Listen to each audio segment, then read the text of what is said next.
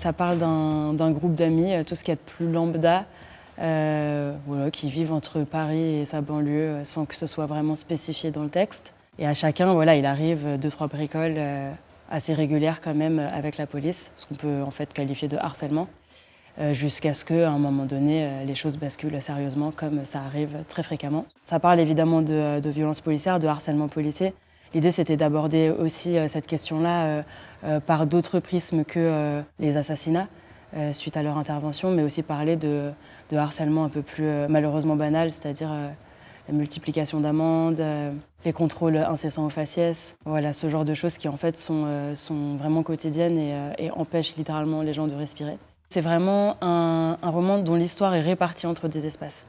Des sous-sols, des sols, des toits. Ça questionne des manières d'habiter cet espace-là aussi, des connaissances accrues du territoire que peuvent posséder les personnes qui y vivent.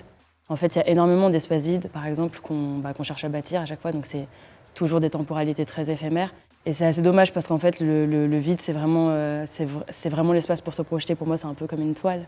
Et j'avais envie un peu de mettre ces choses-là un peu à l'honneur. C'est un roman qui, pour moi, parle d'espace, parle de musique, évidemment parle de jeunesse, de fête, d'amitié, mais c'est aussi un roman qui s'exprime sur la question des savoir-faire, c'est-à-dire tout ce qu'on n'a pas besoin d'acheter, tout ce qu'on peut réparer, tout ce qu'on peut fabriquer par soi-même, tout ce qu'on peut fomenter dans l'ombre, toutes ces choses qui se transmettent en fait sans qu'elles soient scandées sur la place publique, mais qui sont en gros des reproductions de gestes. Par exemple, des trucs aussi bêtes que regarder sa mère effectuer une recette de cuisine et la reproduire plus tard, mais aussi savoir réparer une moto, voilà, construire des choses avec ses mains.